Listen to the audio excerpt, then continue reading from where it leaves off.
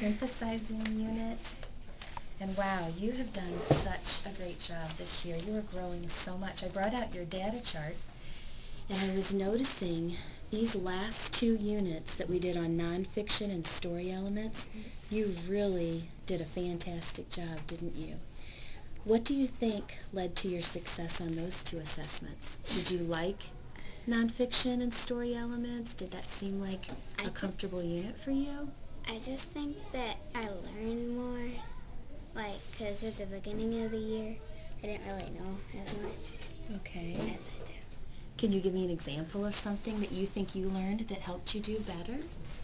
Because if it helped you, I know that it will help other people too.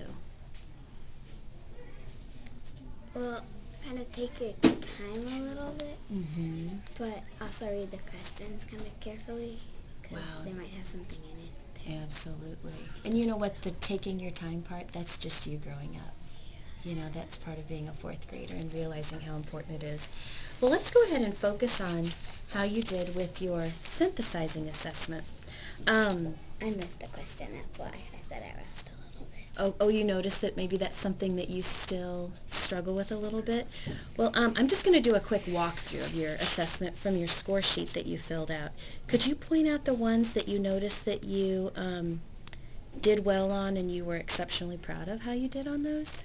The conventions one. Oh, the writing conventions. Okay, is that something that you've had to really focus on? Yeah, a little bit. So you were personally really proud of those? That is important, that's right.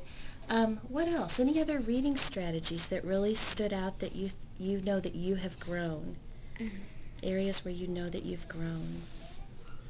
I know I'm really proud of you because we've worked so much on main idea, and I noticed that you scored that one correct. Cause and effect. It looks like that one was one that you got partially correct.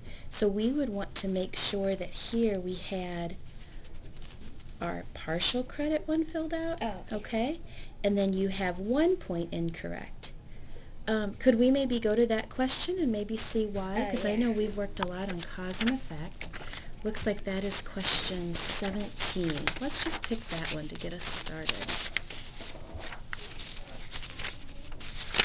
Oh, this was the story that I love so much, The School on the Rails. I love that one. Okay. Well, there it is, but you know what I see? What? I see that it's all correct. So maybe you just accidentally put a 1 instead of a 2. Well, that's good. We can celebrate that, girl. That's great. Okay, so we'll just go back and make that a 2. Awesome. Good job. We have to really be careful when we're filling these out, don't we? Lots of numbers that we're looking at. Okay, so I noticed something here on compare and contrast. You did mark, and drawing conclusions. The compare and contrast one was the one that I skipped. Did you reflect on that one? On your reflection? Oh, you didn't even, you accidentally missed it? Yeah, I didn't You didn't even answer it? Yeah, that's it.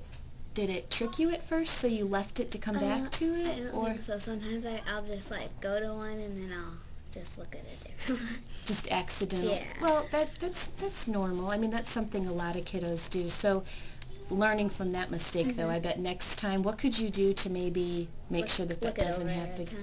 Look at your test over, that's right. Now, you said here that you thought maybe you were rushing. A little bit. Okay, so next time you'll take your time on the questions and look it over. And look it over. Would you like to add that? And make sure that you double check it, because that is an important part of being a good test taker. Look it over. Okay, that sounds good. Now here you said you could be better with the compare and contrast. Yeah. But that reflects the one that we realized you had correct, right? Oh, yeah. Oh, no, here's one down here. Here's one.